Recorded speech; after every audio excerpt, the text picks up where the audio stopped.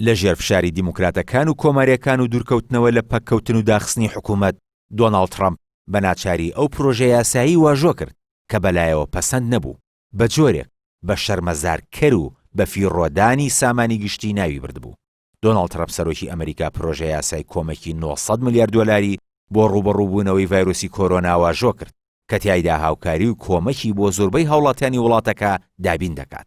واژۆکردنی پرۆژە یاساکە دوای ئەوە دێت کە دۆناڵد ترامپ ڕوبەڕووی ڕەخنەیەکی زۆر بووەوە لەلایەن کۆماریەکان و دیموکراتەکان، بۆ پێی ترسی ئەوەی هەبوو حکوومەت بکەوێتە قۆناغی لە کارکەوتنی کاروبارەکانیەوە.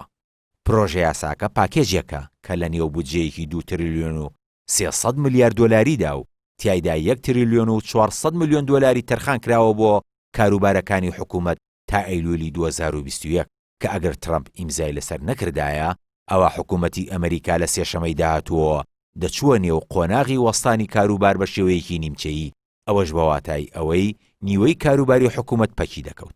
بەپێی پرۆژەکە موچەی هەفتانە بۆ بێکارانی ئەمریکا درێژ دەکرێتەوە و تیایدا نزیکەی 12 ملیۆن بێکار و 300 دۆلاری هەفتانە وەردەگرن بۆ ماوەی 11 هەفتە.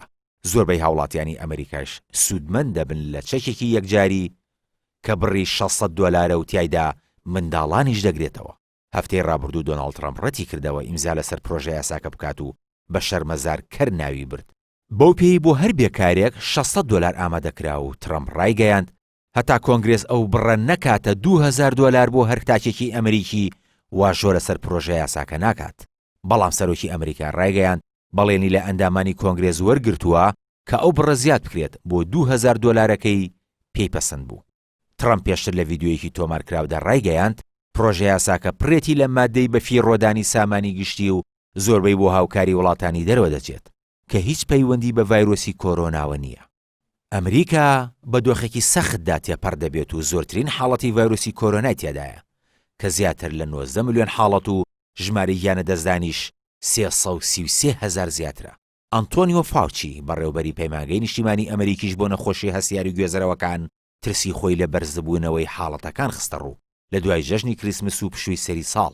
بەڵام ئەوەشی ڕاگەیاند جۆرە نوێیەکەی کۆرۆناکە لە بەریتانیا بڵاو بۆتەوە هیچ جیاوازی نییە لەگەڵ جۆرە باوەکە لە ڕووی نەخۆش خستن و کاریگەری بەرامبەر بە ڤاکسین.